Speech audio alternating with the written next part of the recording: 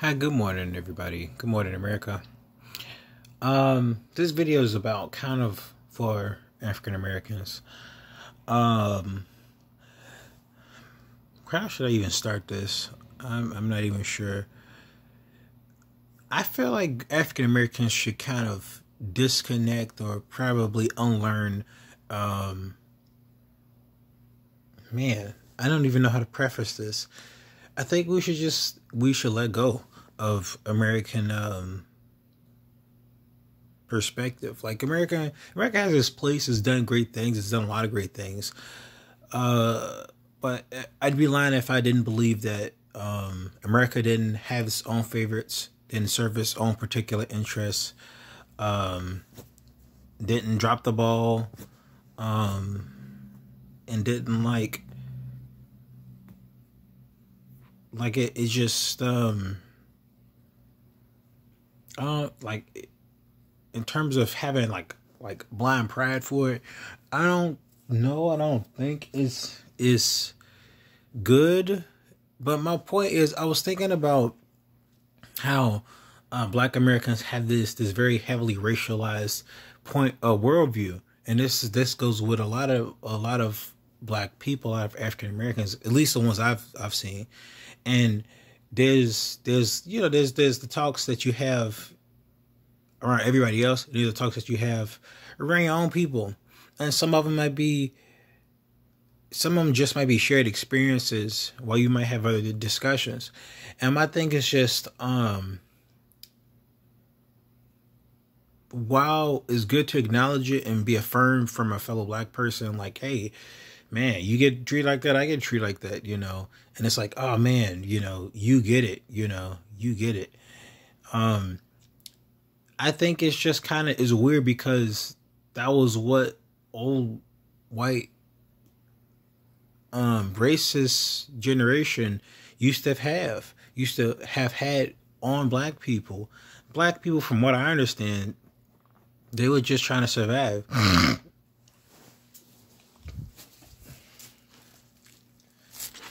Sorry. They were just trying to survive. As Black slaves. I think all they wanted to do was not just survive, but thrive. They wanted to have their own stuff. I don't like it when people say, I ain't getting nothing for free. I'm like, does it matter if you get something for free? I don't think it matters if you get something for free. The problem I have is when you give somebody something for free, it's it's good sometimes when people get free stuff. Like, because people say, hey, free stuff, free hot dog, free cotton candy, free bag of chips. Answer a question, you get a free $1, you get a free $2, $20. And, we have the lottery, which kind of tells us, hey, you put this $20 in, you might get a free, $100 or whatever. I don't know. Or you might win $100, you might earn $100. But this concept of like I don't want nothing for free. I know where it comes from. It comes from like I want to get it myself, get in the mud and earn it myself mentality. And I think that's good too. It's good to have an earner's mindset because it's a good work ethic. But in terms of like I still personally believe in reparations. Like just historically, like from what I understand, the Jewish people got reparations by America, and we weren't even the persecutors of Jewish people. We just felt for them. And even the Japanese in those concentration camps, the Japanese Americans, they got reparations. From what I can understand, maybe it's an apology. I could be wrong with the details, but that was reparations to move the country forward. It wasn't about no pride. It was just like, we seen the error, let's make it right. And I wish the same concept could have been applied to like Black Americans in terms of that, and not just this whole make you feel guilty, make you feel white guilt or whatever. I don't know. It's kind of strange to me because even terms like defund the police they got layers. It contextually means different things. And so it's funny because white guilt means different things. Like it means something to Black people, but it also means something completely different to white people.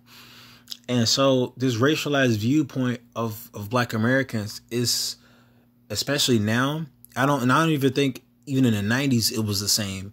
I think it has transferred over to be something completely different. I'm not saying it's right or wrong. I just think it's different.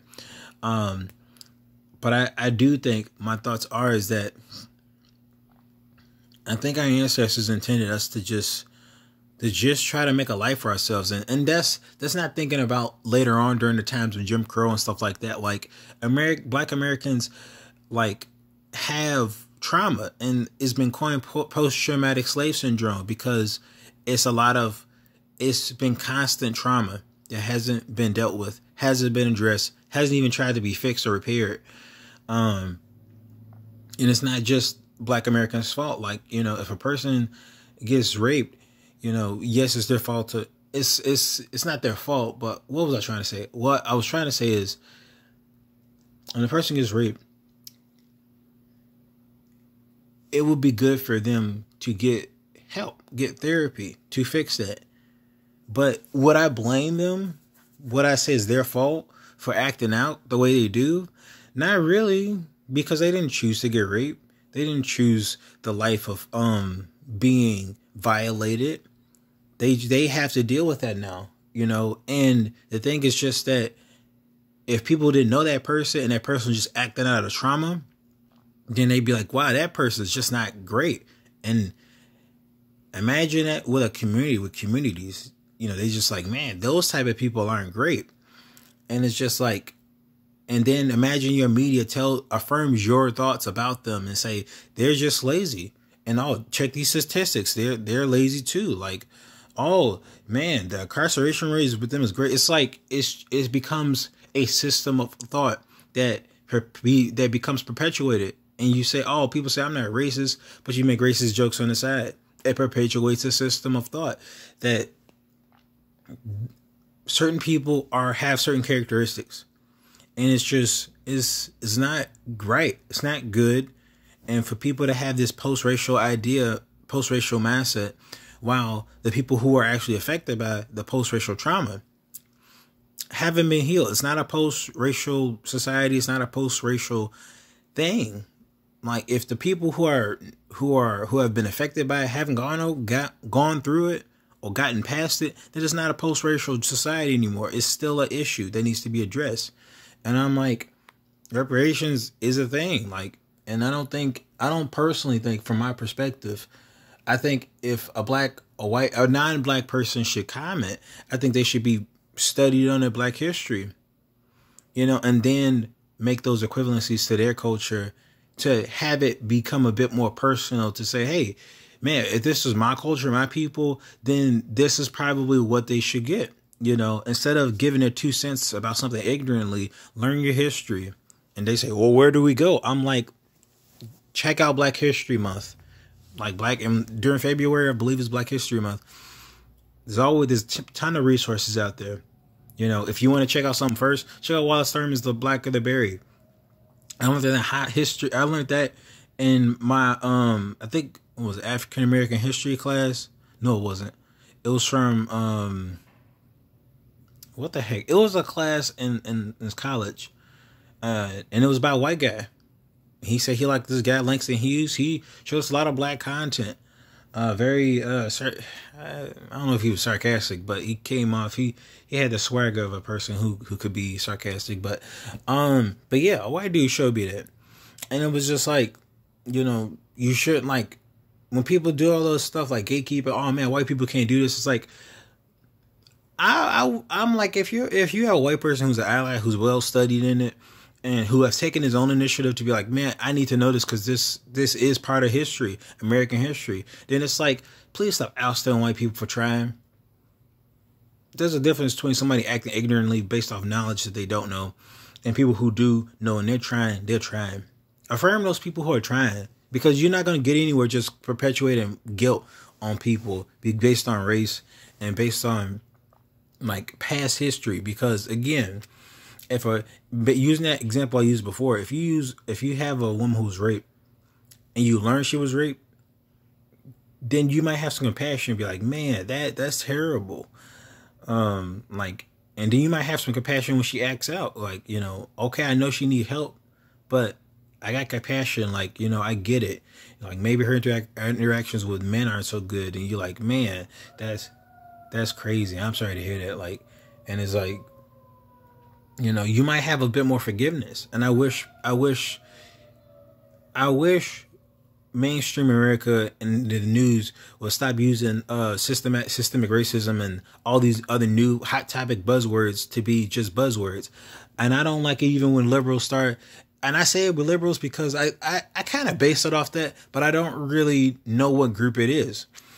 It might be liberals, it might be conservatives, but if they talk about systemic racism and oppression and persons of color, and they talk about it like it's supposed to be information that they know, but not information that they like are interested in trying to correct, then I have a problem with that too. Because it's like systemic racism is not a topic to know. It's supposed to be a problem that requires solving, and a problem that requires a history that requires education.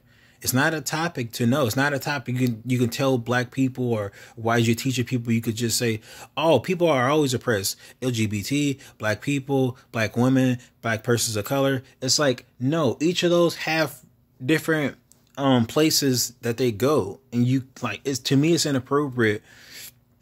And if I hear about black people being categorized like that, like we're just one group of oppressed people, and that like our ancestors, they weren't we're not trying to make a life for ourselves and stuff like that. And again, I think affirmative action, I don't know. I think affirmative action has a lot of it's a heavy topic to discuss. So I don't know if I want to get into that, but I'm thankful for America trying, but I wish that America would be take more initiative. No, I get it. It's about taking care of the entire country, not just repairing its wrongs or caring about a specific demographic. And mainly, America's a capitalist country. So the color it sees first is not white, black, but it sees green, and it sees who can make them green first, who can make a guaranteed, long lasting money machine.